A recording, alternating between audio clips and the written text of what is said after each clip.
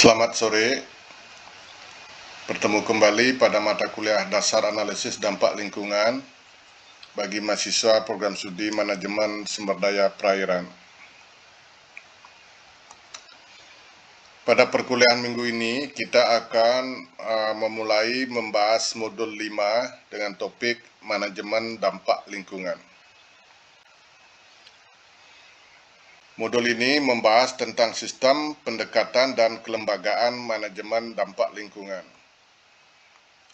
Modul ini akan kita bahas dalam 2 kali pertemuan, ya, dan pada minggu ini dan minggu depan. Adapun tujuan dari pembelajaran modul ini diharapkan mahasiswa mampu menjelaskan sistem dan pendekatan manajemen dampak lingkungan dan menjelaskan kelembagaan manajemen dampak lingkungan. Pembelajaran dalam modul ini kita akan bagi ke dalam 2 tahapan belajar. Pada minggu ini kita membahas sistem dan pendekatan manajemen dampak lingkungan, dan minggu depan kita akan membahas kelembagaan manajemen dampak lingkungan.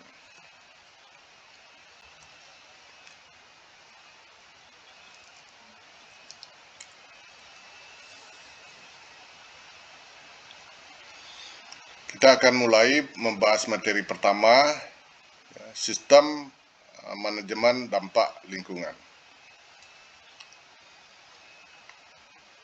Terdapat 3 faktor dalam sistem manajemen dampak lingkungan yang perlu dipahami. Ketiga faktor tersebut, pertama adalah pelaksana pengelola dampak lingkungan, yaitu adalah siapa yang akan melakukan pengelolaan lingkungan dan juga pengelolaan dampak lingkungan. Yang kedua adalah dampak lingkungan yang dikelola. Jadi komponen-komponen lingkungan apa yang akan dikelola. Sedangkan yang ketiga adalah cara pengelolaan dampak lingkungan. Nah, di sini cara apa yang digunakan dalam pengelolaan lingkungan atau pengelolaan dampak lingkungan. Pertama kita akan bahas tentang pelaksana pengelola dampak lingkungan. Nah, ada prinsip dasar yang di dalam pengelolaan lingkungan secara terpadu. Yang pertama, ini harus teridentifikasi secara jelas instansi atau lembaga atau pihak yang bertugas mengkoordinasikan sistem pengelolaan lingkungan atau dampak lingkungan. Siapa yang mengkoordinasikan? Karena pengelolaan dampak lingkungan itu melibatkan beberapa pihak.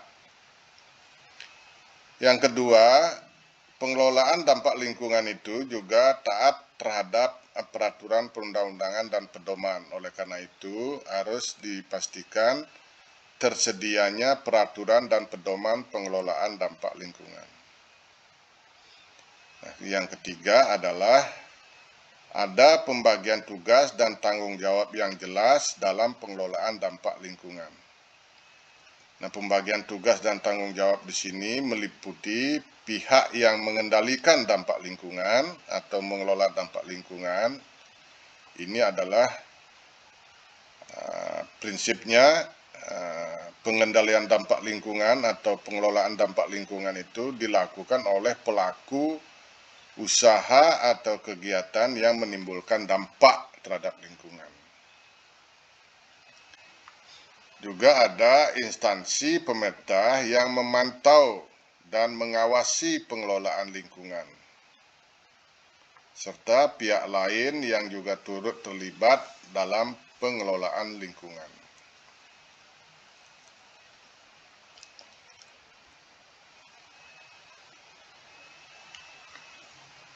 Nah, faktor kedua adalah dampak lingkungan yang dikelola. Nah, dampak lingkungan yang dikelola adalah dampak penting. Ingat bahwa apa itu dampak penting? Dampak penting adalah perubahan lingkungan hidup yang sangat mendasar yang diakibatkan oleh suatu usaha dan atau kegiatan, baik itu berupa dampak positif maupun dampak negatif.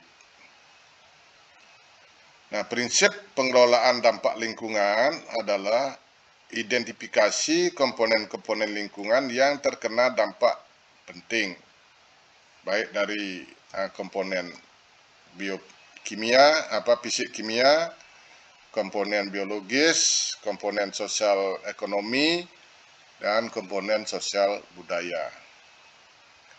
Berikutnya adalah identifikasi sumber dampak.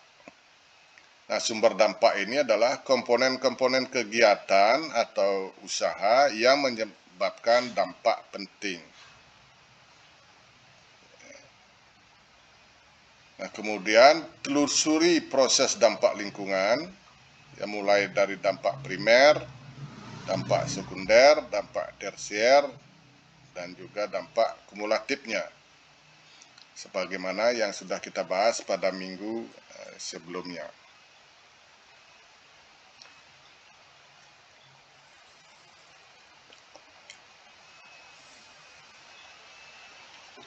Nah, kemudian faktor ketiga adalah cara pengelolaan dampak lingkungan. Cara pengelolaan dampak lingkungan ini menggunakan 3 pendekatan. Yang pertama adalah pendekatan teknologi, yang kedua adalah pendekatan sosial budaya, sosial ekonomi, ya, sosial termasuk juga di dalamnya sosial budaya, dan juga pendekatan institusi atau kelembagaan. Nah, berikutnya kita akan bahas materi yang kedua terkait dengan pendekatan manajemen dampak lingkungan. Jadi secara umum terdapat 3 pendekatan manajemen atau pengelolaan dampak lingkungan seperti kita bahas tadi, yaitu pertama pendekatan teknologi, pendekatan sosial ekonomi, dan 3 pendekatan institusi atau kelembagaan. Nah, yang pertama adalah pendekatan teknologi. Apa itu pendekatan teknologi? Pendekatan teknologi adalah menggunakan teknologi untuk mencegah kemunduran potensi sumber daya alam di dalam dan di luar wilayah kegiatan usaha. Jadi pengendalian dampak di sini, mengelola dampak di sini dengan menggunakan teknologi.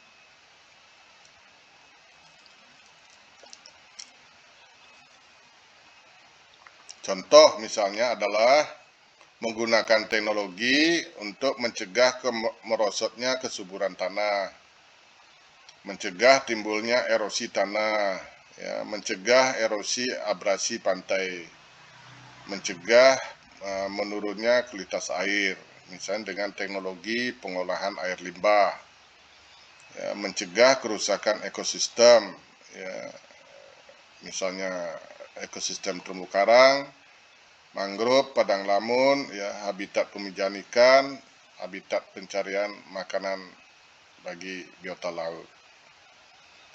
Misalnya juga adalah mencegah merosotnya kelimpahan dan keanekaragaman hayati. Juga mencegah berubahnya struktur populasi ikan dan lain-lain. Ini menggunakan pendekatan teknologi.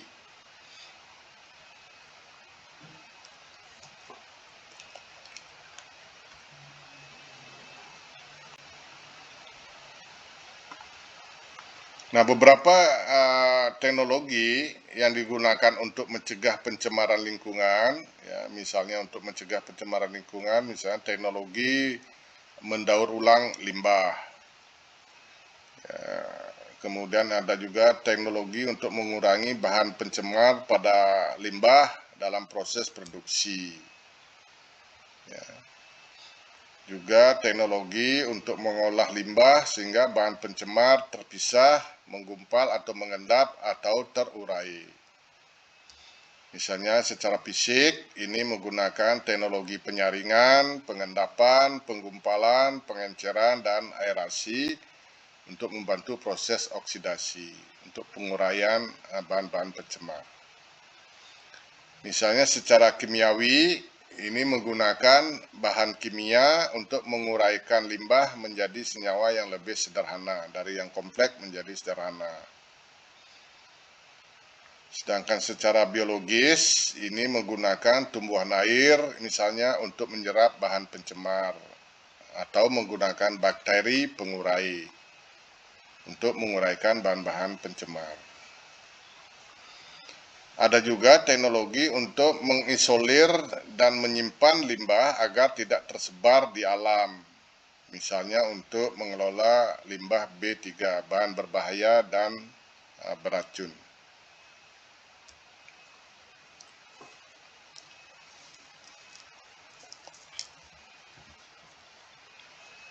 Selanjutnya adalah pendekatan sosial ekonomi.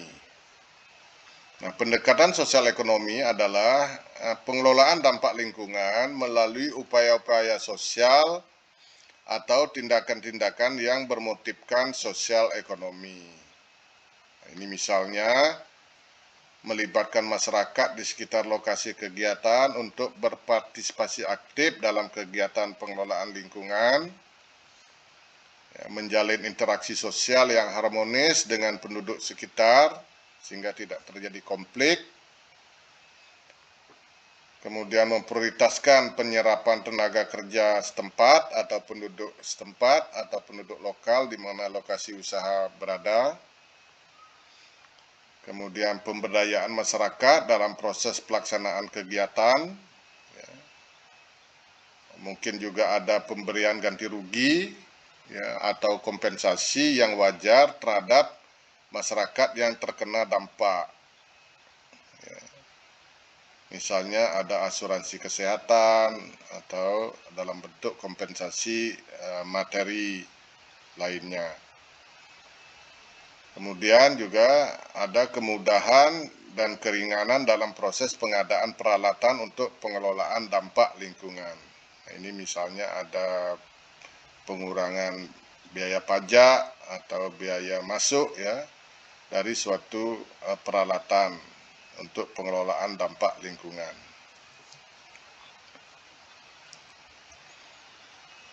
Nah, berikutnya pendekatan institusi atau pendekatan kelembagaan.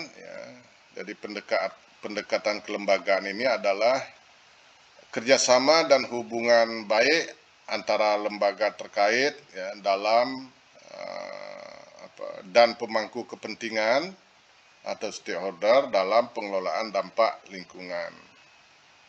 Jadi penting pendekatan institusi ini adalah mengembangkan hubungan kerjasama dan hubungan baik antar lembaga. Di sini dalam pendekatan kelembagaan ini misalnya adalah meningkatkan koordinasi dan kerjasama dengan instansi terkait dan juga dengan masyarakat setempat dalam pengelolaan lingkungan. Nah, pendekatan kelembagaan juga menyangkut melengkapi peraturan dan ketentuan serta persyaratan pengelolaan dampak lingkungan termasuk sanksi-sanksinya. Jadi demikian materi kuliah minggu ini. Kita akan bahas nanti pada sesi diskusi. Terima kasih sudah menyimak.